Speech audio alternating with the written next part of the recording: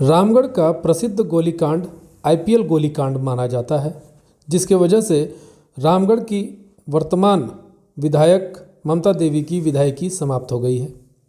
उनकी विधायकी समाप्त होने के बाद उपचुनाव की तारीखें भी आ गई है, जो बताया जा रहा है कि 27 फरवरी को उपचुनाव हो जाएंगे और 2 मार्च को उसकी घोषणा भी हो जाएगी कि कौन होगा रामगढ़ का विधायक।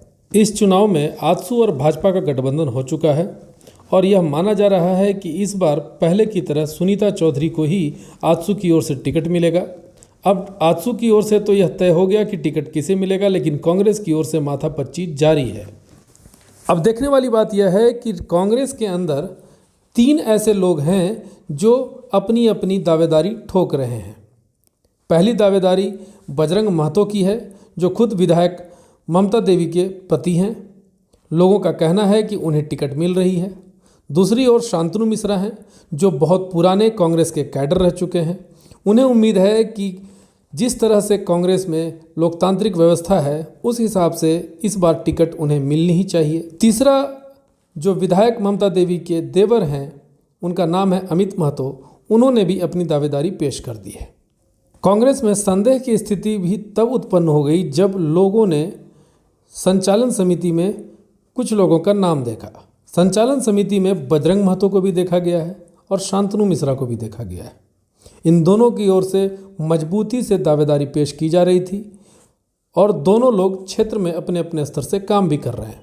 लेकिन संचालन समिति में इन दोनों के नाम आने के बाद अब लोगों में और संशय की स्थिति बन चुकी है कि आखिर वो लोग भी संचालन समिति में हैं जिनकी उम्मीद प्रत्याशी बनने की थी, तो आखिर प्रत्याशी होगा कौन? यह रिपोर्ट हमारे प्रतिनिधि करमजीत सिंह जग्गी और जयंत कुमार के द्वारा बनाई गई है। जयंत कुमार ने कांग्रेस के कुछ नेताओं से बातचीत की।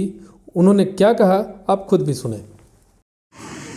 पंकज जी, आप बताएंगे कि कौन होगा प्रत्याशी? जिस तरह से बताया जा रहा है, सभी लोगों को लोकल लोग जो प्रत्याशी होते उन्हें संचालन समिति में रख दिया गया है, तो प्रत्याशी कौन होगा? दिल्ली से कहीं से आ जाएगा? देखिए, प्रत्याशी का ऐसा है कि प्रत्याशी तय करेगा पार्टी, और पार्टी के से जो तय होगा उसी को हम लोग प्रत्याशी मानेंगे। रह गया जहाँ तक सवाल संचालन समिति का है, तो संचालन समिति झारखंड प्रदेश के हमारे आदरणीय अध्यक्ष और प्रभारी श्री अविनाश पांडे जी के द्वारा जो है उसकी एक कमेटी बनाई गई, संचालन समिति बनाई गई है, और जो ये तय करेगा कि कार्यकर्ताओं की क्या जिम्मेवारी होगी चुनाव के अंदर में, बूथ लेवल हमारा कैसे मजबूत होगा चुनाव के अंदर में, या और अन्य जो चुनावी कार्यक्रम होते हैं वो यही संचालन समिति को तय करना है। तो निश्चित तौर पर प्रत्याशी जो भी होगा संचालन समिति का हिस्सा तो होगा ही होगा।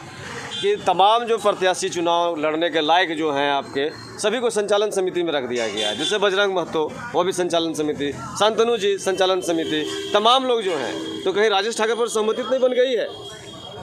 संचालन समिति की जहाँ तक बात है, ये एक अलग ये कार्यक्रम है जिसके तहत उसको संचालन समिति का गठन किया गया है। प्रत्याशी कौन बनेगा वो अलग कमान जाने। संजय जी से जानना चाहेंगे। संजय जी, प्रत्याशी कौन होगा?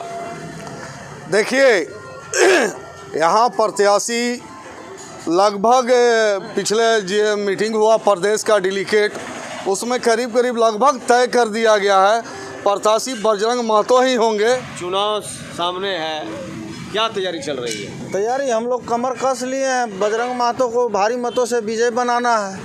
बजरंग महतो पर आपकी भी स्वीकृति है? हाँ। और आप किस पर स्वीकृति देते हैं? बजरंग महतो को। बजरंग महतो पर। ये थे कांग्रेस के पदाधिकारीगण जिन्होंने बजरंग महतो के नाम पर तो मुहर लगा दी है, लेकिन असलियत में प्रत्याशी कौन होगा यह बात तो आला कमान ही तय कर सकती है।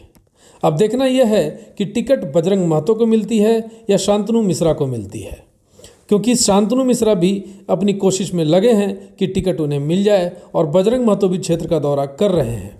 वहीं तीसरी परेशानी इन दोनों के लिए अमित महतो की भी है, जो ममता देवी के देवर भी हैं। इन सब के बीच कांग्रेस में एक कयास और लगाया जा रहा है कि पिछले 15 बार हुए चुनाव में 9 बार गैर महतो ने सीट जीती है और 6 बार महतो ने सीट जीती है।